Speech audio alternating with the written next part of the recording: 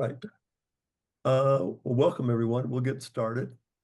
So tonight kicks off one of our presentations about a topic, and then next month we'll have more of a hands-on. So, and the topic will be printing. Also, you may have all seen that we have the Yellowstone trip for 2026 is already up for grabs. It sounds like there's a full crew already, but you never know if you are still interested. You can always hold your hand up, I guess. But anyhow, so tonight it's going to be Cathy and Michael talking about printing. And again, I think it's one of my favorite topics because if you don't ever print anything, I mean, maybe we'll get to a time where we have nothing but really high quality monitors all over our walls and they'll just constantly change pictures for us. But I still just love the beauty of a print hanging on the wall. And until you really put one up there, I don't think you've actually finished the job. So anyhow, I'm going to turn it over to Cathy and Michael and let us get started. But also, if any of you are interested in coming to the June meeting, send an email to me. It was in the last newsletter and the reminders. Just let me know you're coming because we are going to provide lunch. And we have a little lottery, so we can only have time to print about 15 photos that day. So it's almost full already. We've got about 10 or 12 participants, but if you're interested in getting a photograph paid for by the club, now's your chance. So, and we'll be at Cathy's house. She's kind enough to let us hang there, use her printing system, and maybe we'll learn something, but also we'll hopefully have Eagles come up and provide a in-yard entertainment for us, if y'all have seen her Facebook post lately. So anyhow, I'll turn it over to Cathy and Michael. All right. Hey, everybody. Good to see everyone here. So as David said, we all take a lot of pictures and we look at them on our phones and our screens and whatever, but I honestly think that until you've actually seen your prints on paper, you don't really know what these images look like and how good they are, because no matter how good it looks on your screen, it just looks so much better printed. And then put a frame around it, and it really starts to become a beautiful piece of art. And so what we're going to talk about tonight is everything you need to know about making your images look fantastic. Cathy is a wonderful printer. I use her and I use other labs. So between the two of us, we're going to talk about all different ways to prepare your prints, all the things you need to take a look at. And there's a lot of information here, and some of this stuff gets a little, I won't say complicated, but it gets a little tricky. So I want everyone to feel free to leave their mics open. And if anything comes up that you want clarification on or ask a question, just jump right in, and we'll answer it. We're going to go through a whole bunch of stuff, but there are three things that I want you to keep in mind during the course of this presentation. The three critical areas are sharpening, monitor brightness on your computer, and the relationship between pixels and prints. And we're going to talk about all those things and other things. But as these things come up, really think about how it works into your own workflow, because those three things are critical to making your prints perfect. So without any further ado, Cathy, take us going. Yeah. So we're going to talk about these things, image resolution versus end viewing distance, the difference between, something you can walk right up to and a billboard on the freeway. Common problems that I see, because I've been printing now since, I don't know, 2000, maybe? Workflow, there's various numbers. My saying is always workflow, have one, whatever it is. Monitor calibration, sharpening, printer rips, which is something was near and dear to my heart. And Michael's going to talk about working with a print lab. So next slide. So a pet peeve of mine, DPI versus PPI. So PPI is pixels per inch, and that's the resolution of your image. DPI is dots per inch, and that's the output of a printer. So you're going to give me an image at 300 pixels per inch, and I'm going to print it at 2880 dots per inch. And I've had some pretty professional photographers tell me that they're the same thing, and they really aren't. Although a lot of software uses them incorrectly, but that's the difference between the two. The smaller the image, the more resolution it needs, because you're going to walk right up to it and you're going to want to see all the detail. Whereas a billboard is going to have, like 3 pixels per inch, because your eye doesn't notice that because it's so far away and you fill in the difference. So we recommend 300 pixels per inch always, unless you're going big. And then there's a whole lot of different games you can play if you're making like a 4-foot by 7-foot print or a billboard, to make it so that it still works with your image. And there's a little guide here that I got out of some things. So like if your viewing distance is 6 inches, you don't really need a resolution of 1145. You still use 300, but the further away the further the viewing distance, the fewer pixels you need. One of the reasons why your prints look so much better than they look on the screen is because when you print out at almost 3,000 dots per inch, it's so much denser and higher resolution than when you're looking at your screen, which is 72 dots per inch. When you're looking at a picture on your screen, you can't even see the resolution that your image file actually has. And when you print it, all of a sudden it just really comes to life. So let's look a little bit at how your sensor on your camera, on your digital camera, relates to printing. So we now have digital sensors. I mean, if you have a Fuji GFX medium format, you've got 100 megapixels. But a couple of years ago, we were shooting 8, 10, 12 megapixels, and then we started getting these 24 megapixel cameras. So let's just use as an example 24 megapixel camera. And most DSLRs and mirrorless shoot in a 2:3 ratio.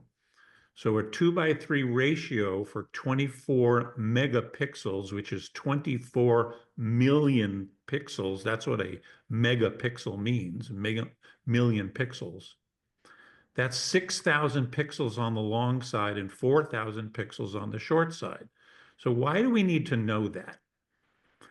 So if you have an aspect ratio of 3:2 and you create a file with a 24 megapixel camera that you want to print at 300 pixels per inch, this is where things start to get tricky.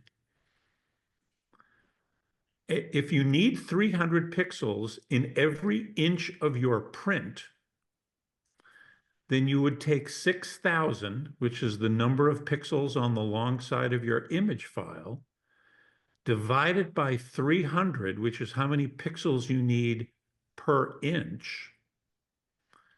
And that tells you that you can make a print that's 20 inches on the long side. To get perfect resolution using all of the data in the sensor, you can print up to 20 inches. Now, you can actually print even a little bit bigger, because software, and there's various kinds of software that will do it. Photoshop will do it, Lightroom will do it. Some of you may have used Topaz Gigapixel, that'll do it. the computer can actually determine what goes in between some of those pixels as you start to stretch them out. So 20 inches is not your maximum print size. It's only your maximum print size if you don't do any what we call interpolation. And by the way, that's before you crop your picture. When you crop your picture, you're reducing the number of pixels in the picture, so you have to recalculate, and we're going to go through an example of what that looks like in a few minutes. So think about when you have a 24 megapixel image that'll go to 20 inches. If you now buy a Sony AR7 III, which is a 60 megapixel camera, so that's going to give you a larger opportunity to print without interpolation. That makes sense? So now let's move to some of the common problems that we'll show you in demonstration in a little bit that hurt your prints. We talked about at the very beginning, one of the most important things is sharpening. And because you are printing at almost 3,000 dots per inch, when you look at your image file on the screen at 72 dots per inch, it doesn't look as sharp as it actually is. In fact, most image files don't need any sharpening at all. I almost never sharpen, almost never. Yeah. Because if you take a print and you hold it up to the image on the screen, you will see how much sharper the print is. So one of the things that people tend to do is use that sharpening slider because it makes them look better on the screen, but it actually makes it look worse on the print. And I'll show you an example of that in a bit. The next thing that people do, and this is because your monitor isn't properly calibrated, is white things that aren't white. When you look at your screen, your bright, beautiful, backlit, gorgeous, colorful screen, everything looks great, but your paper on your print is front lit and it doesn't have the same level of brightness as your screen. And if your monitor is too bright, when you go to print things, they're going to look too dark. So one of the things that we recommend is changing the brightness of your screens, especially if you have an Apple Mac, iMac, or an Apple Cinema screen. They tend to be some of the brightest monitors out there. And you can do color calibration, you can do brightness calibration. And the brightness calibration, in my experience, is almost more important than the color calibration, because although many monitors come out of the box and they're too cool, you can almost see that with your eye, and simple color calibration will fix that, but it won't always fix brightness calibration. And then finally, the clue. Oh, go ahead, Kath. I was just gonna say also, a lot of people, when you're shooting, like especially scenes in the snow, people use the auto white light meter in their camera instead of overexposing for the snow. So the histogram, we'll talk about it in a few minutes, but you can see it also in the histogram that the image is actually darker than it should be.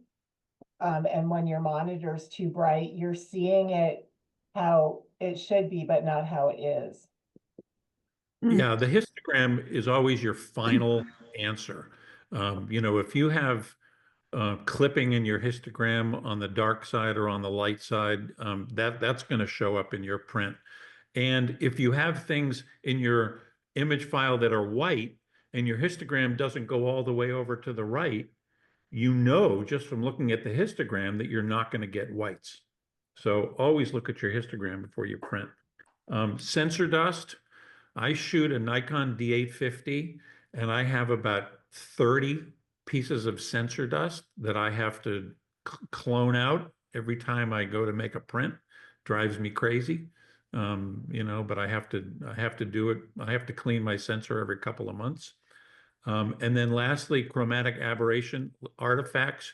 Sometimes if you do too much processing, you'll see some greens or some magentas, and other little goobers, in your print, and those need to be corrected before you can go to print. So we were talking about brightness. The brain is a brilliant organ, and when you look at this image, your brain is seeing that snow as white because you know that that snow is white. But if you were to hold up a white piece of paper up to your screen right now, you would see that that snow is not white. That snow is gray. And you can see, can you guys see my little dot here? Yes. So here's the histogram, and you see that the right side of the histogram stops far short of pure white, which is because this snow here is not white. But if you were to make an adjustment in your file so that the snow is white, this is moved over a little bit further. This could actually even be whiter. But even though that looks white to your brain, it won't look white on your print. And And this so, is, I would say, 90% of the image problems I see when I get images from people is this thing right here. Hmm. because when you look at it on a nice bright monitor, it looks nice and white. But if your monitor is correctly brightness calibrated, it'll look gray like it does on mine. Mm-hmm. And that ends up looking white. So the best way to make sure that you follow every step properly is to create a workflow. And there are workflows for all different kinds of processing.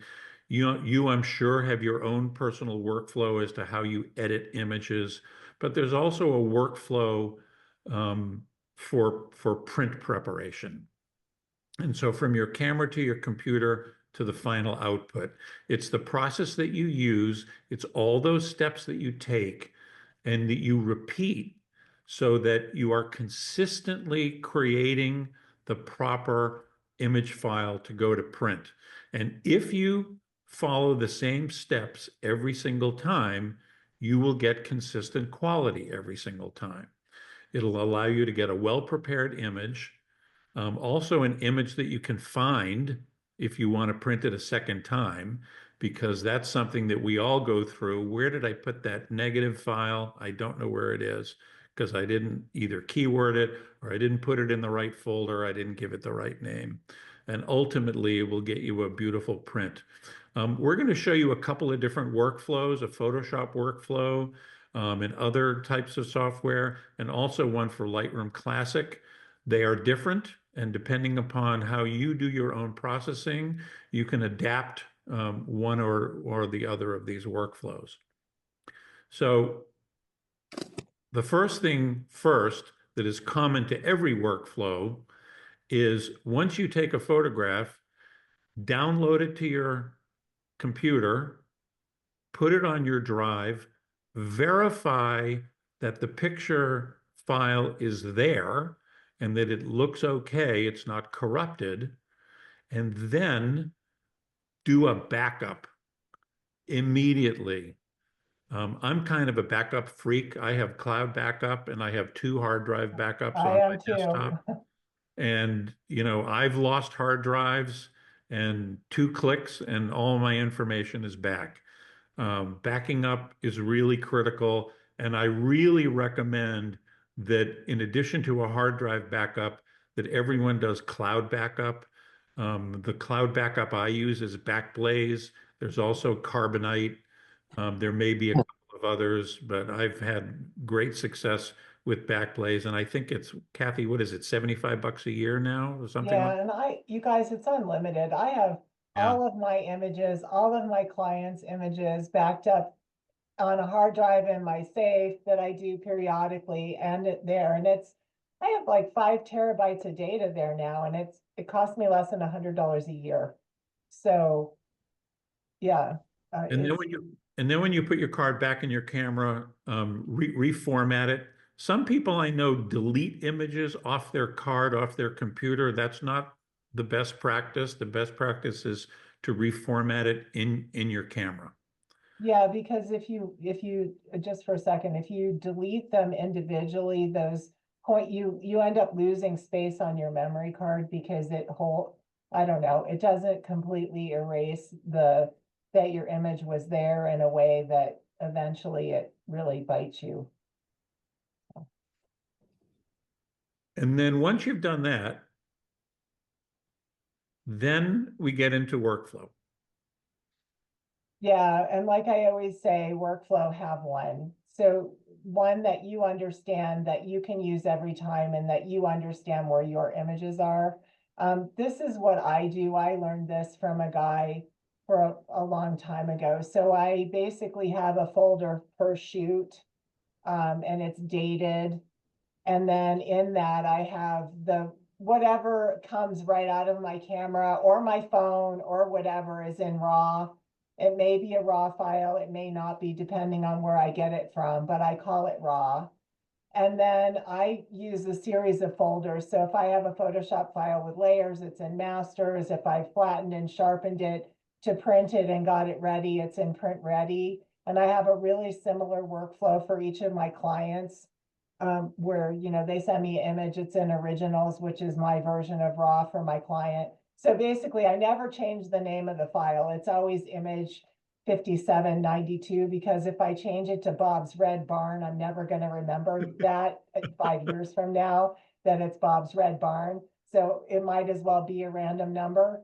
So this is what I do, and I've been doing this for a really long time, because I do use Lightroom, but I don't use the one with the catalog. So, I don't have a catalog, so I'm very rudimentary, very regimented, and like put it in the same place every time. So I know which one's edited, which one was the raw file, that sort of thing. So that's me. So in Lightroom, which is what I use, where we do have a catalog. So once you've imported your images into your folder hierarchy, whatever, some people do it by date, some people do it by location. There's a whole sort of art and science aspect to how we all each use our Lightroom catalogs, but whatever works for you, if you use Lightroom, you should stick with it. The only thing I really preach a lot is to do appropriate keywording, because if you take just a couple of minutes to keyword your files accurately, it makes it so much easier to find them later.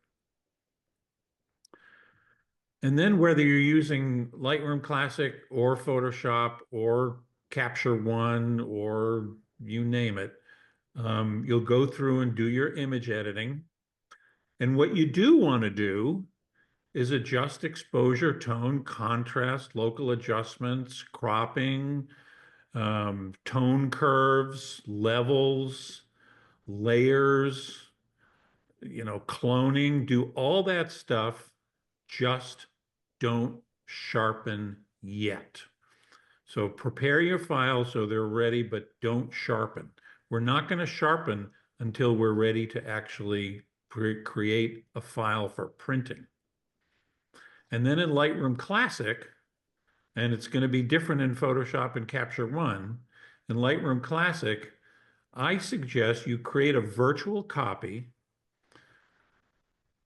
once you're getting ready to print, crop that image for the aspect ratio that you are going to print it at.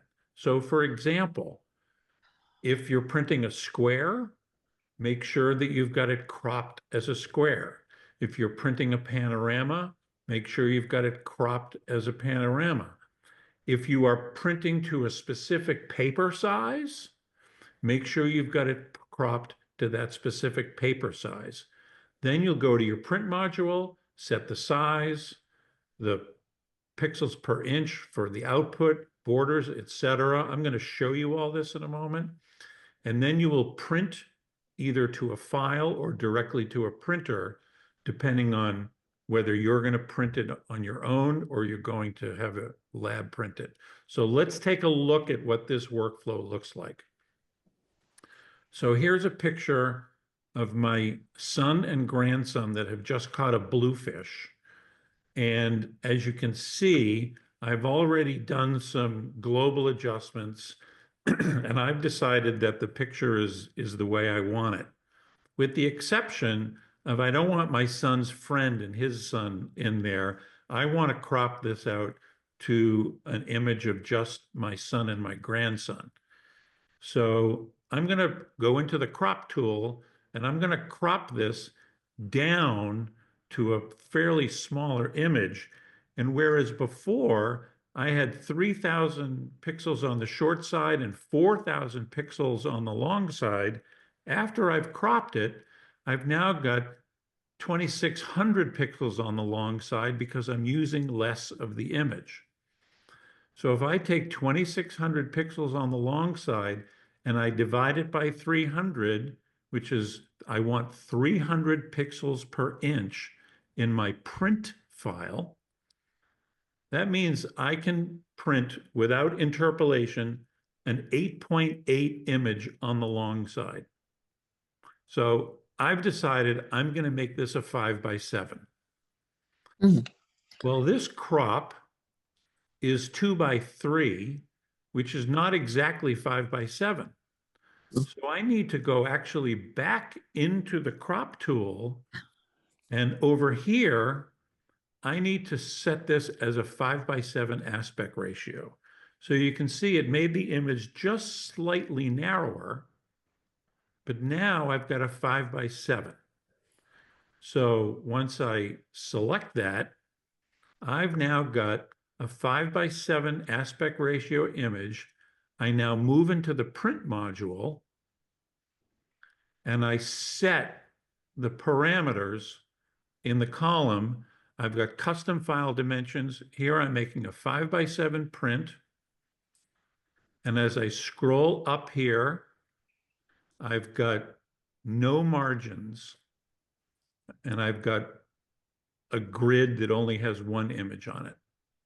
And it's a 5x7 inch image. One thing to note about Lightroom Classic, see this white line on the side? It always shows up and it never will print. It's a bug that they have yet to figure out how to fix. Oh, huh. But I've decided that I don't want to print this borderless. I want to print this with a white border. So I can use my margins here to slide over or enter in values here so that I get margins, a white border. And here's something that's interesting. As soon as you move left and right, so I've got a 1/2 inch on the left, a 1/2 inch on the right. When you bring them in on the left and right, it also brings it in on the top and the bottom because it doesn't change the aspect ratio. So this is still a 5x7 aspect ratio with a border, and I wanted a slightly bigger border on the bottom, so I added a little bit more here, but I didn't add any to the top. So now once I've got this done, I've got a 5x7 piece of paper. I've got a 5x7 aspect ratio image. I've got my white borders, and now I can print to a file or I can print to a printer.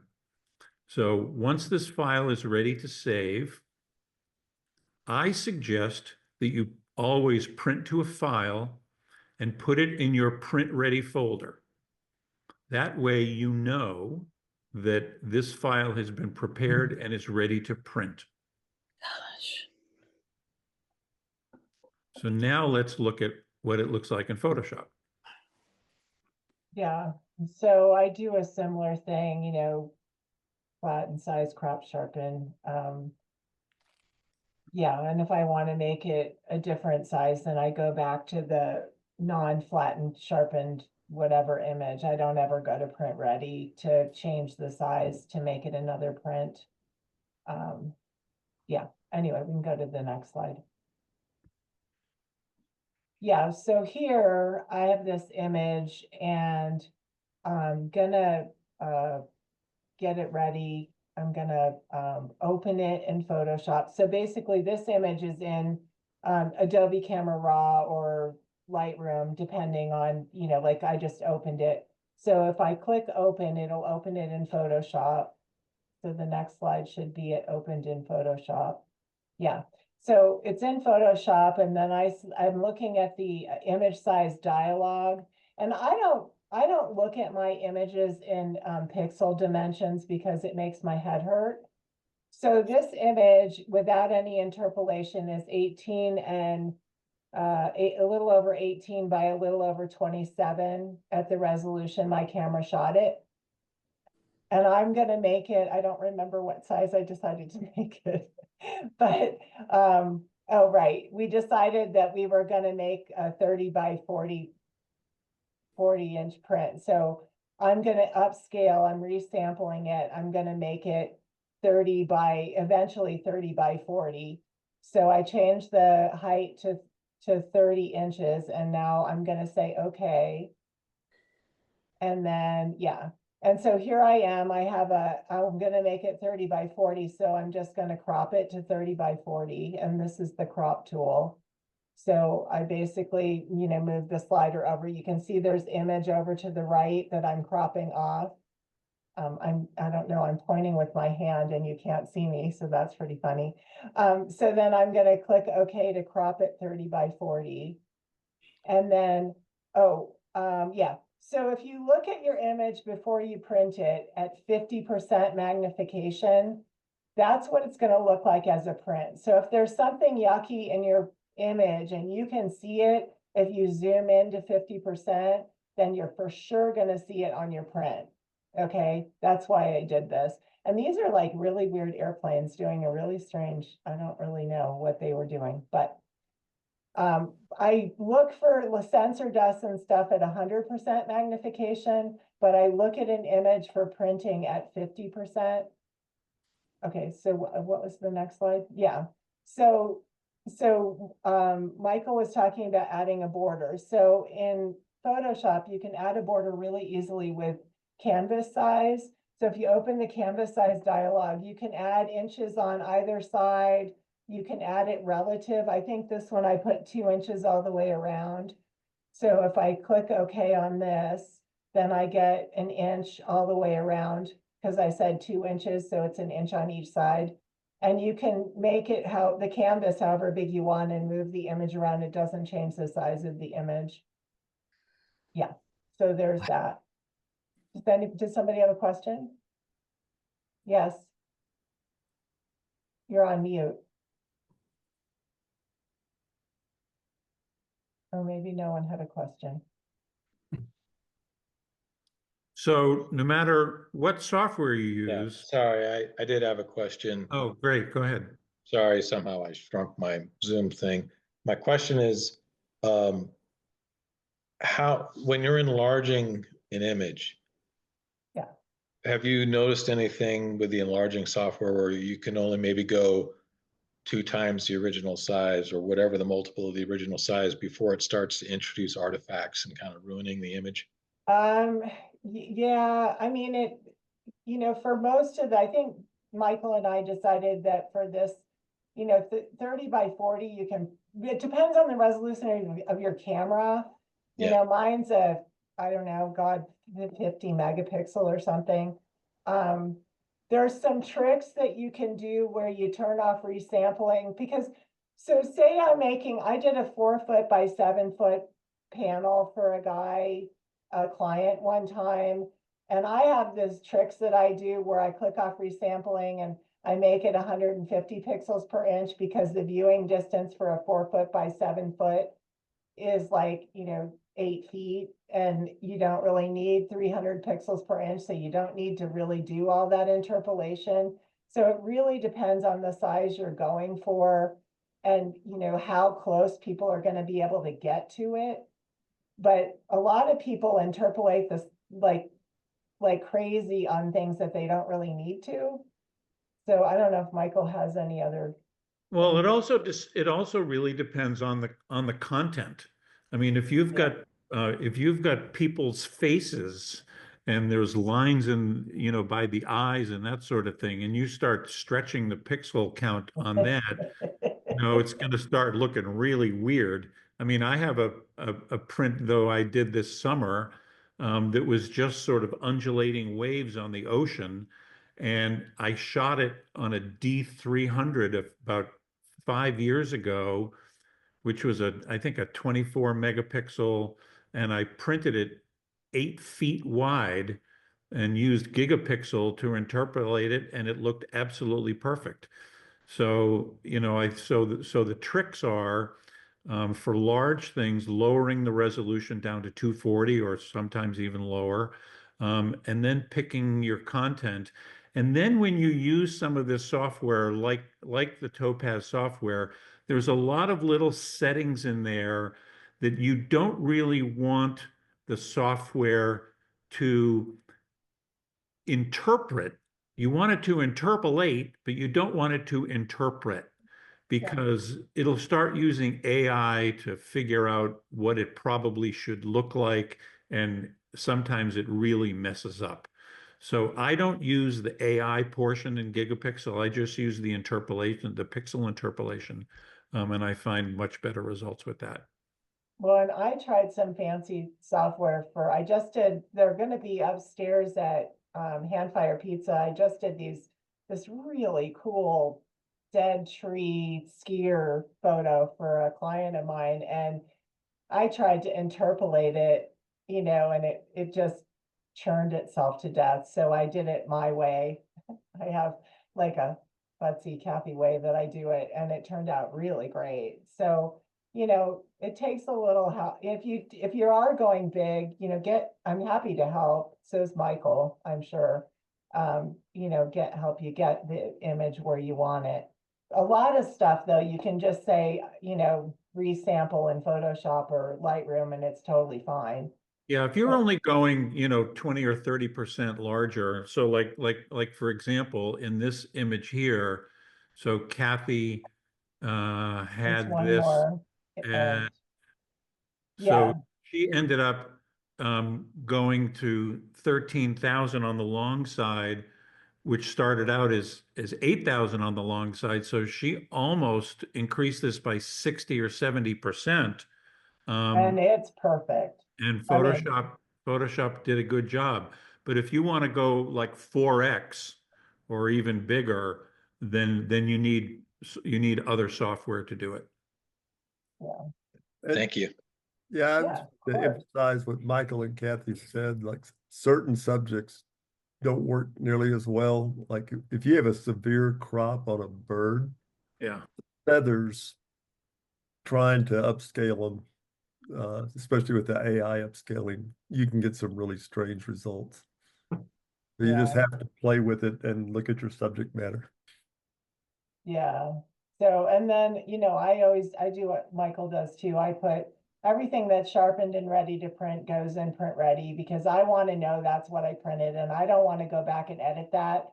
And mine are all, at that point, are all JPEGs, and you don't really want to edit and re-edit a JPEG because it's a lossful format. So every time you open it and close it, you lose information. So I put them in the print ready folder, and then, I use my printer, I print for me. So I use it to create the print, or use your lab to create the print. Yeah. So once a file has been output as a JPEG and it's in your print ready folder, it is done. It is cooked. It is final. You cannot touch it. If you look at it, and what I tend to do is I look at these images on either another computer. Sometimes I even look at it on my phone before I go to print it. And if anything looks off, then go back and do your reprocessing and then create a new JPEG to go in your print ready folder, because that is the master file that you're going to print from. And if you ever want to print it twice or three times or whatever, you want to know that that file is final. And so once it's done, then you'll either print it on your own or you'll print it at a lab. Well, and your printer will thank you if it's actually a JPEG in the end and not a TIFF, because they're giant, but I take anything, so, yeah. Okay, so I think we had, Brett I had think we another have another question. Just one other question. yeah, Will at times, will you like make a small, let's say you're gonna print 12 by 18, but you just want to make sure the print looks right as far as oh, right color, whatever. Will you print like a 4 by 6 first just to take a look at it?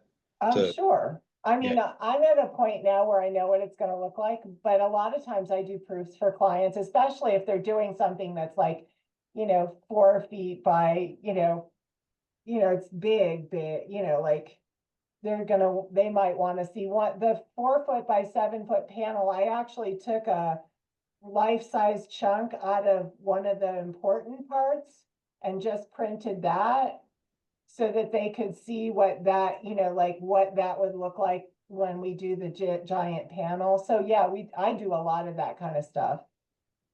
Definitely. there's another step that we'll talk about in a second, which is called soft proofing, where you can use your monitor to emulate how it's going to print. And it's certainly not as good as an actual test print, but it helps. But I'm a very big believer in test prints. I have them all over my desk here. Test prints. Yeah, I think because you someone just else- don't know what you're gonna get, and yeah, it's good to know. So this, Did you have a are question? somebody else? I thought I somebody had had a a, I question. had a quick question because I've never done a print ready folder. Is that something you keep in your Lightroom Classic catalog, or is that something you keep on your computer on a hard drive?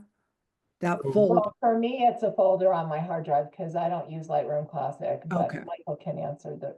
So for Wonderful. me, it's also a folder outside of Lightroom. My folder happens to be called JPEGs prepped for printing.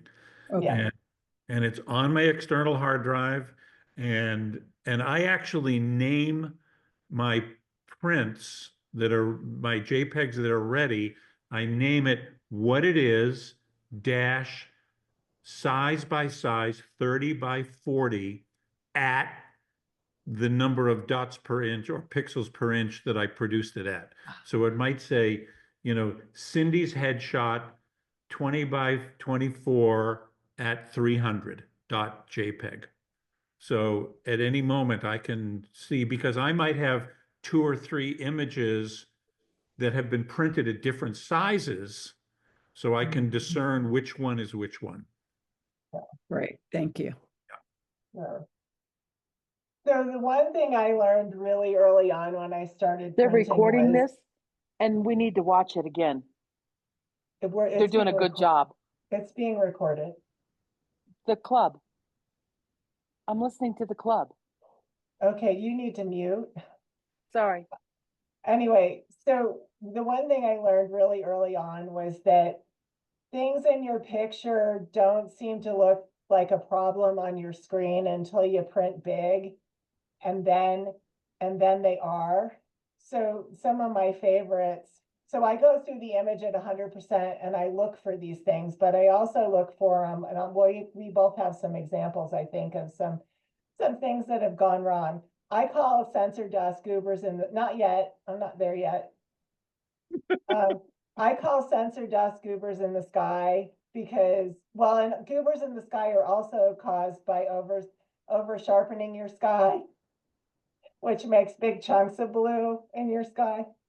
Anyway, small signs and items that you don't even notice in a normal size print, like even a 16 by 20, you probably won't notice it, but in a 30 by 40 or a 44 by 70, you're gonna see that. I don't have the image of this anymore because it was long ago, but my first print I did big was 44 by 70. It was a moose out by the airport. And at that size, the sagebrush that hit his belly really didn't look like sagebrush anymore. It looked like anatomy. So I had to go back and sort of edit it out because it didn't look pleasing. Michael has an example of white edges that happen when you're making black and white images. And look carefully twice is a good Michaelism that he Yeah. had. Do you have anything to add? Nope, but we can Okay. look at a couple examples. Yeah, so here, that where my arrow is pointing is actually a little sign. This is, you guys know where this is. This is at Windy Point. And that little sign in a big print is going to be a really big sign, and it's going to look really not great. The next one, I think, Wait, is I think there's a little tool. No, that's not working. I thought I could sort of expand this, but maybe not. oh, Anyway, unfortunate. Probably not. This one really happened. So that where my arrow is pointing, that little teeny spot is an interpretive sign.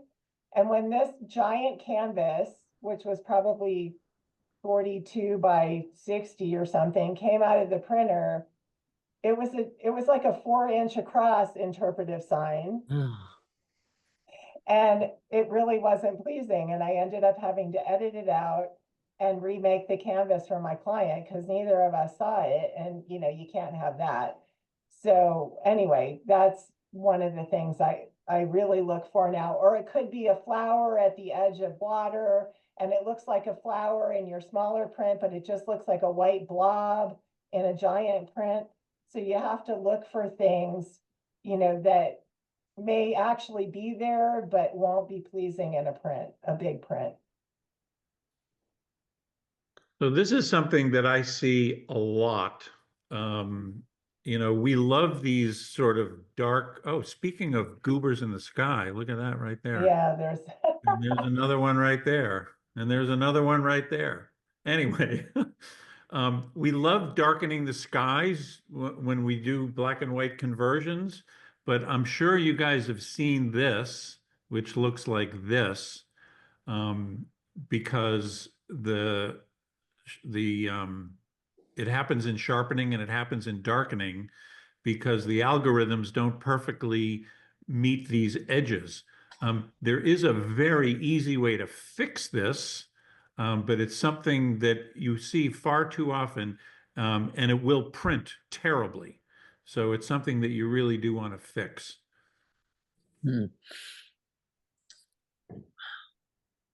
you can kind of see it down the side of that too, which was interesting. I didn't What's see that? that before. You can kind of see it down the right side too. Yep. You Yeah. bet. Yeah, anytime it's really dark, you're going to see it because you don't see it as much here. You can see it right over here a little bit. Yeah. Yeah. But it's really easy to fix. I can tell you how to fix it. And you guys can try it with experimentation. If you use the magic wand tool in Photoshop and you highlight this whole thing right here, and you'll see the little ants crawling all on the edge. That tool does a very good job of finding what's inside the white. If you then duplicate that selection to a new layer, and then using your arrow key, move it up and over 2 pixels, it'll cover the white and you'll never see it'll never show what you've done. It's remarkable. If we have time later and you want to see one, I'll try to demonstrate it live. So let's talk a little bit about monitor calibration. The colors on your monitor, if anyone has ever gone to a computer to look at the Benjamin Moore paint colors and you picked a paint color and then you went to the paint store and you had that color mixed and you put it on your walls, it doesn't look like what you saw on your computer. That's because monitors need to be calibrated.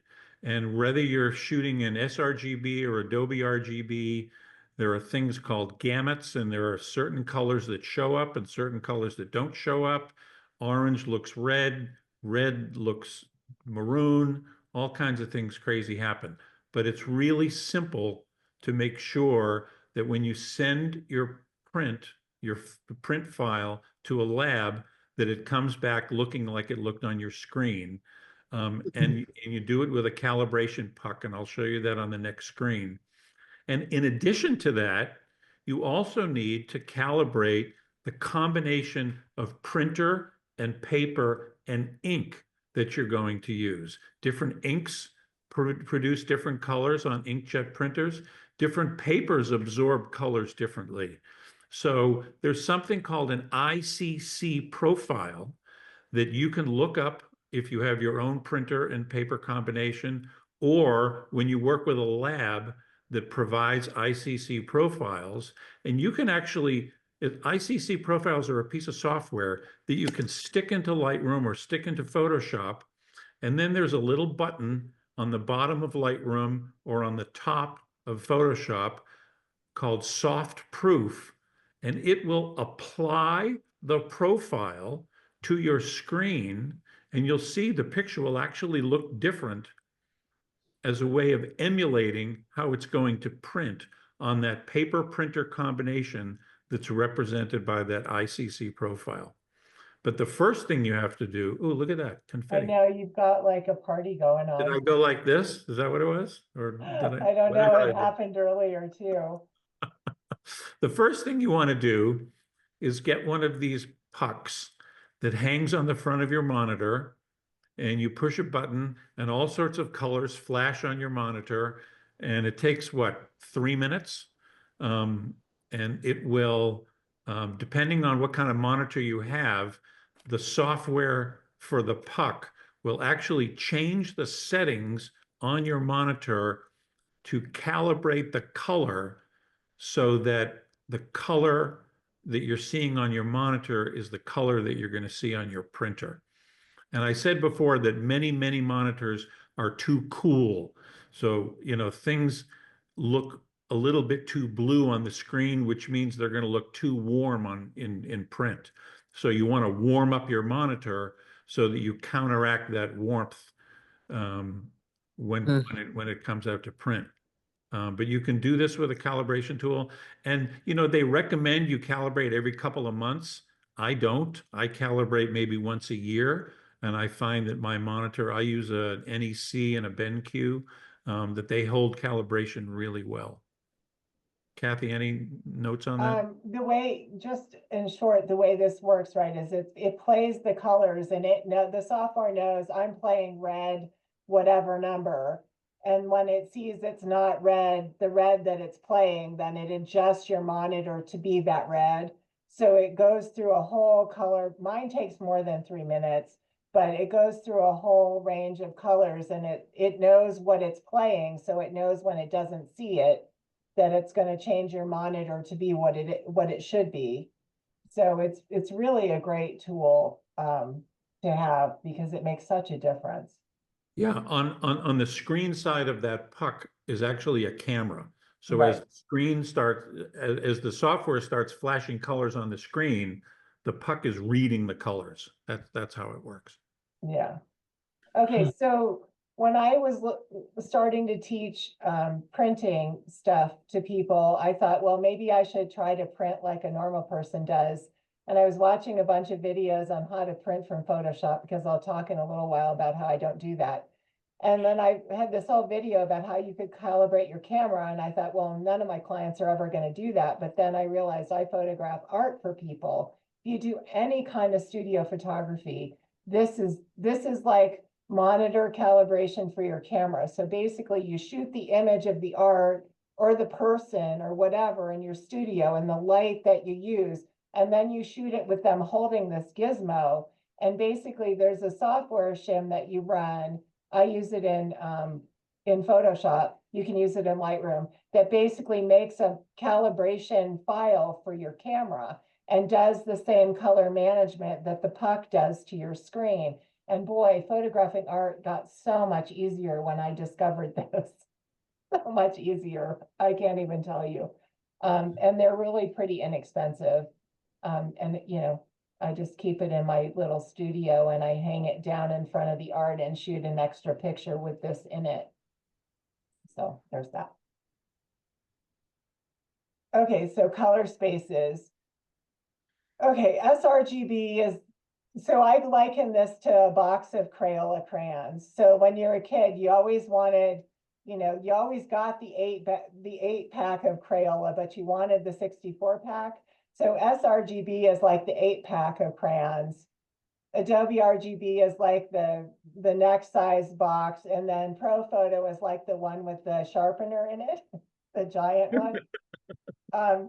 The biggest color space you can get out of your camera is Adobe RGB, and I recommend that everybody set their camera to Adobe RGB. I don't use Pro Photo RGB because it's creating more color. Like, I get Adobe RGB out of my camera. I'm not going to just run some software thing to create more color where there isn't any. And you can always, they recommend sRGB for the web. You can always take away color. You can always convert it to sRGB. But the biggest color, the biggest box of Crayola you can get out of your camera is Adobe RGB. And everybody, there should be, isn't there a camera setting thingy on the next slide? Yeah. So this is the back of a Canon, but there's a color space there should be in whatever you're shooting, and you can change it from the default is always sRGB, but I really recommend that you get the biggest color space out of your camera that you can. All right, let's talk a little bit about sharpening. I am not a big fan of sharpening, and we talked a little bit about this earlier. And just as a reminder, when you're looking at 72 dots per inch on your screen, and Cathy is going to print you at 3,000 dots per inch, there is so much more detail in the print than you will ever see on your screen. So before you start racking that slider over, think about a few things. So one of the things that happens when you sharpen globally is that you sharpen things that shouldn't be sharpened. And I'm not sure if you can see it on the zoom, but can you see in here the purple and green artifacts? This is all from sharpening, this aberrant color. And you're also creating these blotchy goobers up here, up here, up here. Look at the edge of this cloud. It looks horrible. And it creates all kinds of noise and other stuff. Here, this over sharpened mountainside creates texture that will never exist, and it doesn't even look at all natural. Looks like it needs a haircut. Yeah. Here's another one of those white edges that we saw a little while ago, and this is from excess sharpening. You've also got it can make dark lines instead of white lines. Also, you'll lose detail in the highlights when you start sharpening, because what sharpening actually is it's finding two areas of contrast and increasing the contrast. So if it's looking for contrast, it's going to blow out highlights because it's looking for contrast. So that doesn't work either. And also you lose shadow detail for the same reason. If stuff is really dark, everything is going to merge together. And then finally, everything oversaturates. Like here you see blues happening down here and down here. Those things didn't exist. And this is obviously a drastic example of what happens when you over sharpen. But you see over sharpening, not quite to this extent, but you see it all the time. Yeah. So here's an example. This is what the original file looks like on the screen. Here's a little bit of sharpening. Here's over sharpening. You got artifacts happening here. Look at what's going on here from sharpening. Look at what's happening in these little clouds in the sky. Look at what's happening down here. I mean, look, it's even happening in the finger. This is all from over sharpening, not necessary. And I think someone asked a question earlier about doing proof prints. Proof prints are a great way for you to see how much sharpening you actually need in the final printing file. And lastly, we talked about over sharpening globally. You only want to sharpen the stuff that needs sharpening. And one of the ways you do that, at least in Lightroom, even in this old example of Lightroom 3, which is probably 15 years old, is if you hold the Option key down and you use this masking slider here, it's going to go from white and then turn things black. And anything that is white will be sharpened. Anything that's black won't be. You don't want to sharpen the sky. So in this case, the masking slider was brought over to 30. You know, you can even bring it up higher and reduce the amount of sharpening by area. You know, as you bring this up, some of this is going to lose sharpening, some of this is going to lose sharpening. You know, this stuff will stay in the sharpening mask, but adjust your mask before you even add sharpening to it so that you know you're only sharpening what needs to be sharpened, if anything at all. Ron, I just want to say before we go on, there is no slide from me on how to do sharpening because I never sharpen. I mean, you can do something really similar in Photoshop, but I can't remember the last time I sharpened one of my images because they just don't need it. I should probably say one more thing about this. When we talk about sharpening, we're talking about sharpening sharp images. So if you've done your work in the camera correctly, you have a beautifully sharp image that you've been processing. There are times when we make a mistake, or we have motion blur, or we have some focus blur, and there is software that can take a little bit of motion blur and actually create a sharp print out of it. That's a whole different kind of sharpening. It's not the kind of sharpening we're talking about. Yeah. There's a Topaz product called Sharpen, which will actually have various different types of sharpening. In Photoshop, there's unsharp mask, Oh, there's yeah. motion, there's all sorts of sharpening for things that are not sharp. But when I'm talking about don't over sharpen, I'm talking about pictures that are already sharp. Yeah. Okay. Working with a lab. Cathy's a lab. There's lots of labs out there. Some people use Bay Photo. Some people use all kinds of labs. Print labs make beautiful prints because they know what they're doing and they do the same thing each time so they get consistent results. So my suggestion to you, if you're going to work with a lab, is ask the lab for an ICC profile of the paper printer combination that you are going to use. Different labs have different papers. Some labs have multiple papers, so they can send you multiple profiles that you can use for soft proofing. You can soft proof in almost any good editing software like the ones listed here. And then I suggest when you start working with a lab, send the lab 5 to 8 images as test prints, 8 by 12s or 12 by 18s, so that you can do a couple of things. Check your monitor calibration against the colors in the print. Check the soft proofing against what the print looks like, because when you're soft proofing, you're still looking at a backlit screen, and it's never going to look the same as a piece of paper. But if you hold the piece of paper up next to the backlit screen, you can train your brain to have a better understanding of what that soft proofing screen is going to look like. And you can also adjust the brightness of your monitor, bearing in mind the brightness in your room.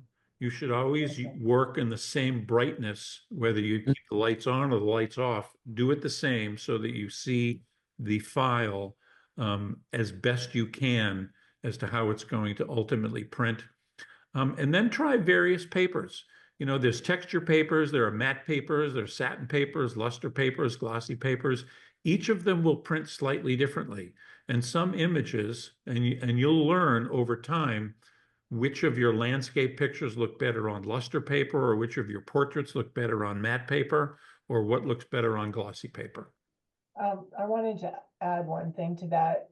Matte papers inherently have a smaller color gamut than glossy papers. So I'm talking by glossy, I'm talking anything that has a sheen to it, luster, glossy, any of the on the glossy side.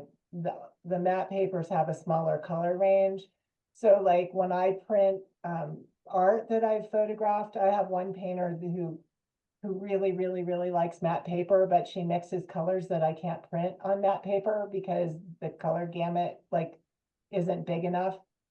They print perfectly on any kind of glossy paper, but they print horribly on matte paper. So just something to be aware of. Yeah. Okay, so I use a printer rip, and if you come to print day, I'm happy to give you a tour. If you do a lot of printing, it's completely the way to go. So I use what's called image print. I've been using it, I don't know, 22 years. And the same tech support person has answered my questions the entire time.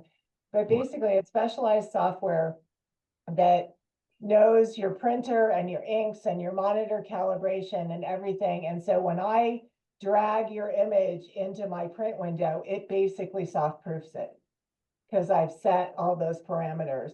So I don't have to soft proof it anywhere except right on my screen, right when I'm going to print it. I can also, I only print on rolls. So I can put, 6 or 7 images or whatever on the same sheet for different clients at the same time on the same paper. It's really, really, really handy if you're doing a lot of printing, and I do. So, yeah. A couple of things I've learned along the way, you may or may not care, but if you do have your own printer, only take the cartridge out long enough to put the new one in. Don't take the cartridge out and go to the store. Don't take the cartridge out and put it in your purse. Don't ever leave a cartridge out of the printer because you'll get a clog and you'll get dried ink and you'll have a nightmare trying to fix it. If you do have an Epson, don't do multiple cleaning cycles in a row. Do a cleaning cycle, do a print, do a cleaning cycle, do a nozzle check print, because every time you do that, it knows to try harder. But if you do like 4 cleaning cycles in a row, it doesn't know that the last one failed. I know that sounds really weird, but it's true. Expired cartridges are totally fine, just shake them up. And also for some of the big printers, they've gotten really smart about it and changed the chips, but it used to be you could get a chip resetter and you could repack your own maintenance tanks. So you didn't have to keep buying maintenance tanks for when you do your nozzle check and stuff, the ink goes into a bin, like a waste bin, and they're kind of expensive. So I have a chip resetter on my older printer, and then I just put new batting in the tank and I don't have to buy a new one. Anyway, my little Cathy takeaways. So this is a lot of information that we've talked about. Just remember, try to create a workflow and use it religiously every time. It'll eventually become second nature. And we'll just say that if you love your image on your screen, you'll completely flip over it as a print. And I know a lot of people don't print their work. And if anything you take away tonight, just try doing some prints because you're gonna fall in love with the printed piece. And we have time for questions or to review anything that we went over or ask away. I'm going to stop sharing the screen so we can see each other. Well, I'd also like to say, submit an image and even if we're full and we can't print anymore, although I'll try to squeeze in as many as I can if they let me. Oh, wait a They'll minute. let We me. didn't do that part. Yeah, we didn't do that part. Oh, here. Let me- But come anyway, because I can show you the rip. You can watch. It's so much fun to watch images come out of the printer. Yeah. Yeah, so print day. David, how many slots are left? I'd have to count, but probably 4 at this point or 5. But we'll take 15. Right now, I think I have about 10 or 11 submissions. And if I get more than 15, we'll have a lottery for who gets to print. So you're going to get 16 by 24 prints at 300 PPI. You have to be there. And now you know how to prepare your images. So, okay, so now I'll shut this off. And one other thing I Come will say, anyway. I'm sorry. one other thing I was going to say, if you're still confused, bring it as a raw file, and Barney and I will probably be there to help you get it set up so Cathy can print it. Well, and last time we had people send me images through my upload link, and I'm happy to look at them in advance and work with you on getting your image ready. So you can do it on the day too, but it makes Well, the printing yeah, we prefer you send it in per the instructions, but if you're just lost, we'll help you get it set up when you get there. Yeah. And also there can be lots of things to shoot in my yard, so don't forget to bring your camera if you come. Dan put a question out. When is this video going to be available to watch? Probably in a couple days, right, David? Yeah, let's see, what's today, Wednesday? I'll get it up by Saturday. Okay. Any thoughts or questions? Alfred, go ahead. Thanks. Have the instructions for submitting an image been sent yet? No, I'll send those to all the people who, if you looked at the reminder that went out this morning, you're supposed to send an email that I'll get that says you either want to come and watch or you want to come and print. And I'll put those all together, and if we have 15 people, I'll send everybody an email with the instructions. Okay. On a completely unrelated topic, Michael, you mentioned earlier your Nikon always has like 30 spots on it.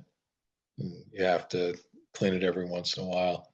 And I have I've got a 1DX that seems to like to generate sensor spots from oil spot. What does everybody think potentially about doing a lab on sensor cleaning? Yay, yay. Good idea. Good idea. Yes. I'm afraid to clean my own sensor. I've cleaned mine, and I know it's scary, but it works. You just got to buy the little package.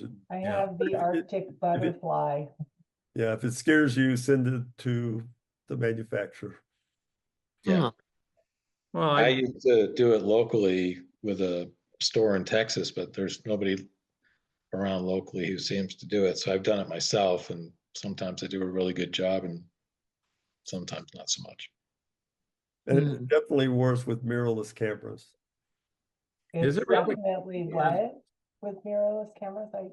Well, most of the mirrorless cameras, that mirror is actually protecting you from dust when you're taking Oh. lenses on and off. Oh, you said it's worse. I didn't hear the word. Yeah, I Oh. mean, Well, some of them have sensor covers, like the the Z. Canons always put a cover over it before they turn the camera off, but not Yeah. every mirrorless camera does that. And so if you're in a dusty environment and changing lenses, be careful if you have a mirrorless camera. If need be, Perfect Light camera over in Idaho Falls does sensor cleaning. Thank you. Yeah, I have usually Canon I professional let them do services, mine. so I just send mine back. And I would say this, everything we talked about tonight relates to printing with modern inkjet printers. If you want to have a whole other topic, you need to go into analog printing like silver gelatins or platinums or other things. There's so many ways to get an image onto print, and it's I think I said in one of the meetings before, there's as much to know about printing as there is to know about getting the photograph taken. Yeah. For sure. Well, thank you. This has been great. Right. Terrific. I'll try to get this up on the YouTube channel within the next few days. So I hope and you guys send out can a all reminder come. with the link for the new YouTube channel. Cathy and Michael, great presentations. Thank you very much. You're welcome. I hope you guys can all make it to print day. It's super fun. I And put the I'll just say in just- closing that I've had Cathy do some large prints, some small prints.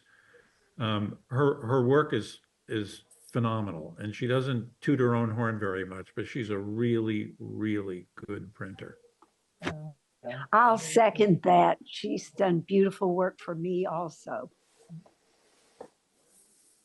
And it's all fun to have them on the floor spread out there so we can step on them. Yeah, so I moved one of the printers into the living room because it's way too cramped back here. And so it's not the best, light to be futzing with images on my screen, but it's way more fun. So everybody can watch. Cool. Any other questions? No, thank you guys. It was great. Yeah, thank you for everything. That was good. Thank you. And Michael, I'll try to, I think the more I've thought about it, I think the thing about the color in black and white, I think it's on Brookover's machine at his work, but I'll find it somewhere. Yeah, we were having a discussion beforehand. Michael has some black and white prints that are printing weird colors. Yeah. So we're trying to Yeah. ruminate on a solution. All right. We'll let everybody go. Thanks very much. Good night, everyone. Awesome. Me too. All right.